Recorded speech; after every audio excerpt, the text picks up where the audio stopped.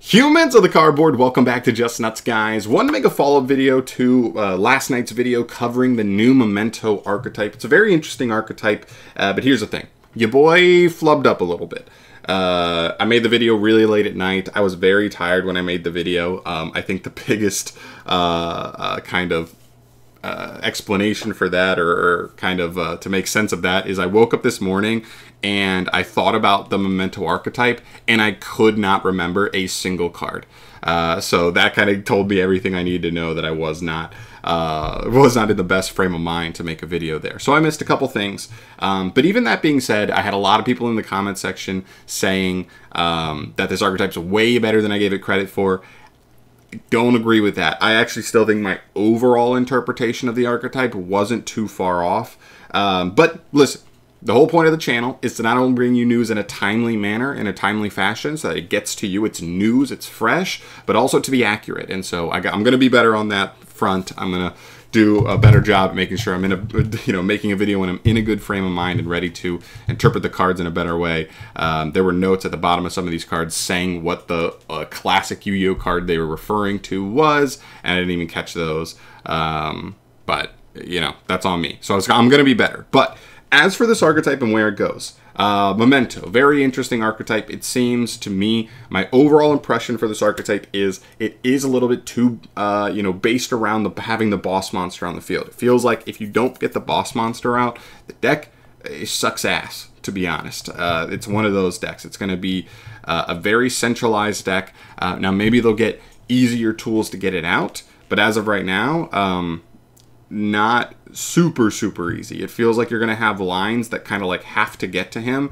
and in a lot of situations, two definitely interruptions are going to keep you from getting to him, which means your deck doesn't really do anything for the most part, or at least do very underwhelming stuff. But he is pretty good, right? Like being able to summon a Memento whenever your opponent activates a card or effect is quite good.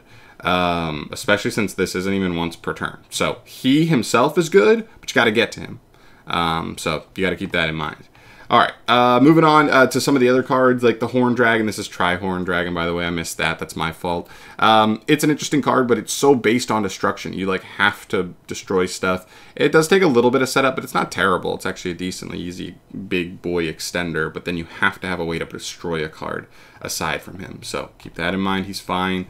Tatsuno Toshigi is decent. That's a remake of the old Tatsuno Shigi no Shigo. Jeez, that's a tough one. Card there. Memento Fair Witch is a recreation of Fairy Witch. She's definitely like the best engine card in the deck for sure. She's a Stratos that then gives you the ability to reborn a Memento monster from grave, which is quite good. So she's really good. Mace, definitely missed Mace. This is from Key Mace, the classic little like fairy girl, that kind of looking thing, for sure. Even though she kind of looks like a ghost sister here. But yeah, this card is also pretty good. I missed that this card searches spells or traps. That this searches a Memento card. That was one of the bigger things I missed from the read through. So that's definitely on me. And it's an interesting little interruption, but like, I don't know how consistent. Like the goal would be like to set up like this in hand with your big guy and the trap set. That's like what your goal should be, but easier said than done. I'm not sure the engine really facilitates that as well as we'd want at this point in time. Then you have Memento Goblin. This is from Goblin Calligrapher. I actually got this guy. This is the same monster from Fake Trap that I mentioned. He's fine. He's also decent. He gets you like the double sends, which is cool. Okay, so here's the biggest one. I think the biggest one that me and a lot of people in the comments were disagreeing on was Memento Boneback. A lot of people said Memento Boneback was way better than I gave it credit for. 100% it's not. This card says if a face-up Memento monster you control leaves the field by your opponent, special summon the Nether Skull Dragon from your hand or deck, ignoring its summoning conditions. So the idea would be summon him off of this, and then also already have the Cranium Burst set. So that way you have essentially infinite, not infinite, but up to 5 negates with this card. That's pretty good. It's only monster negates though, and it doesn't destroy.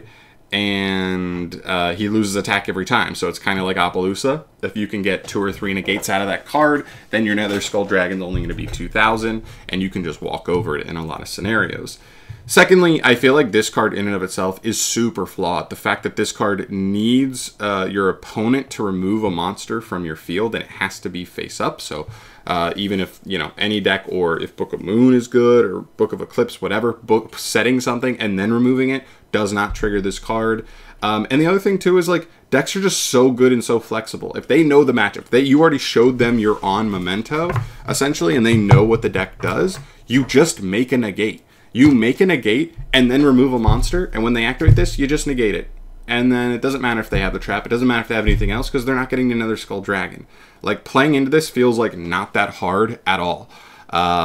So I'm really not that worried about it. Yes, I'm sure there will be scenarios where your opponent doesn't really have the option, but I do feel like, especially better decks, they're just flexible enough. They're good enough. They're going to be able to wiggle around this. And that's why I hate cards that rely on your opponent to trigger them. So yeah, this card's, I don't think it's like garbage, but I just think it's, a lot of people were screaming in the comments, this card's way better than you think. Really disagree. I hard disagree on that. I think it's mid at best, but it is a way to get the Nether Skull Dragon out without having to set up 5 names engrave and do like a whole combo line. So there's that. Other than that, you know, there's some cool stuff. You know, Fracture Dance I think is pretty cool, like without having to do the full Cranium Burst setup with like the 5 plus negates. You know, you can still set up this, which is just a double pop, which is pretty dang strong. If you get to Nether Skull, and even if you don't, it's still a pop, so it's not a bad card at all.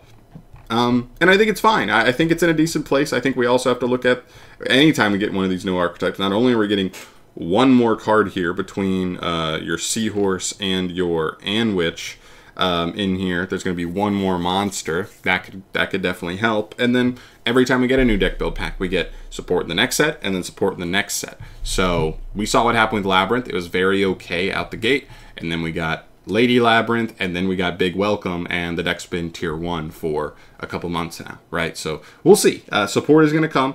I think it's still a decent start. They have a couple of good cards here. They just need to really tie it together, and that's the case in a lot of situations. So apologies again on me missing a couple of things from the first read through. I just wanted to go back and kind of give you some more compact thoughts on the archetype overall and go over some of the things I missed last night. That's on me though. I'm going to be better, like I said, but those are my overall thoughts on the new Memento archetype. So I'm out of here for today. Thank you so much for watching. As always, let me know your thoughts down below on this stuff. If you've had a night to think about it again, I want to know where you guys stand on this overall, or just your opinions in general with this archetype.